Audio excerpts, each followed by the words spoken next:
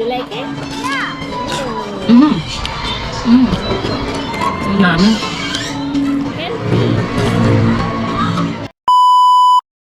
Sibuyas nga lang, mayroon na tayong masarap na snack na tiyak magugustuhan ng ating mga anak. Bali nabalatan ko na yan guys at hinugasan ko na at i-slice ko lang sa prefer ko na kapal. Pabilog yung pag-slice natin guys. Yes, gagawa tayo ngayon ng onion rings. Medyo ile-level up nga natin ngayon mga moms kasi lalagyan na natin ng cheese powder before natin prito para lalong magugustuhan ng ating mga anak. First time ko nga gawa nito ang aking mga anak pero nagulat naman ako at nagustuhan nga nila. Next step nga ito nga at paghiwa-hiwalay natin yung mga perfect na bilog at saka yung mga hindi talaga. Yung medyo maliliit hiwalay natin kasi magagamit pa rin natin yan, wala tayong sasayangin for today's video. Medyo madami-dami nga rin ito guys, o look naman. So para crunchy talaga lagyan natin ng cornstarch. Bali naglagay po ako ng 2 kutsarang cornstarch and then ganyan i-mix-mix natin para makutid ng cornstarch ang ating mga slice na sibuyas. And then ang next step naman natin ito, nagbit nga akong isang itlog, large egg yan. Diyan natin i-dip yung mga onion na na-coated ng cornstarch. Bali, tingnan nyo na lang guys yung ginagawa ko. So, i-dip sa egg ang mga onions and then isunod natin dito naman sa ating crispy fry. Yes, gumamit ako ng crispy fry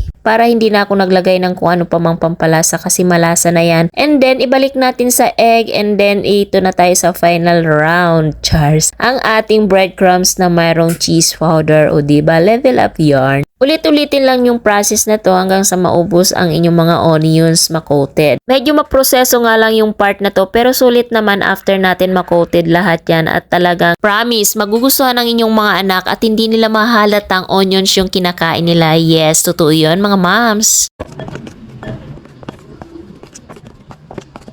Balik natin ulit sa ating egg para ma-coat na natin ang breadcrumbs. Ayan.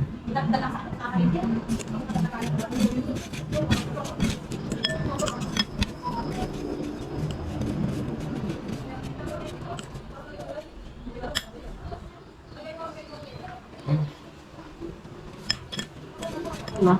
Sapat na naman kamay ng mga anak para mabilis. Siya guys, marami-rami din. Wow. Pwede natin ito i-freezer. Yung iba bukas naman natin iprito. Diba?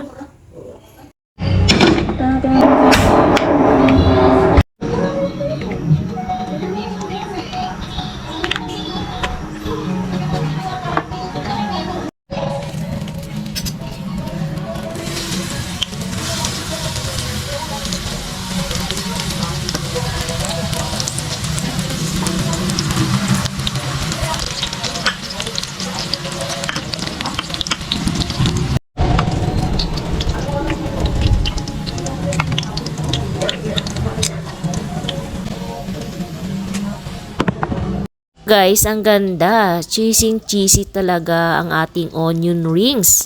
So, walang tayo ng 2 spoon of mayo. Tapos, bigyan din natin ng ketchup. Yun lang. Ating dipping sauce. Ayan. Gawin natin. Mommy, why are you going to eat it? It's a crunchy. Crunchy dick? Yeah. Eh. Why? Wow. Why, Mom?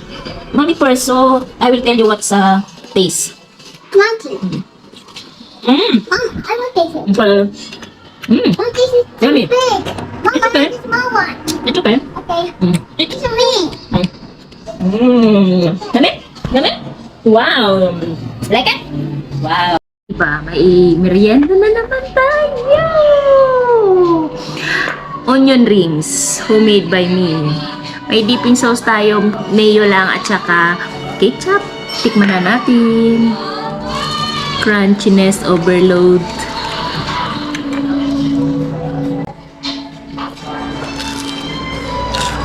Mmm. Mmm. Ang yummy.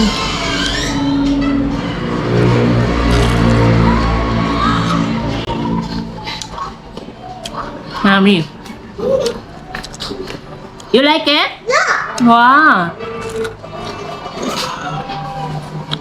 Bet ni Sant. Mmm. Wow! Do you like it? Yeah. Oh, You're going to break something. wow! Healthy! O, diba? Why don't you stop playing and enjoy the museum? You two bum back. Is it crunchy? Kids, do you know what is happening?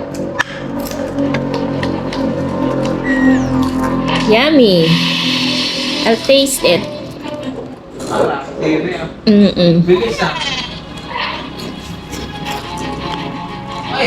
Crunchy.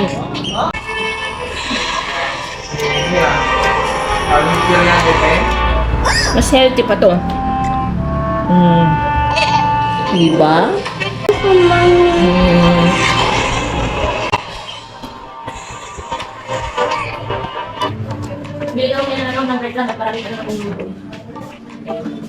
Latest invention can turn humans into teddy bears.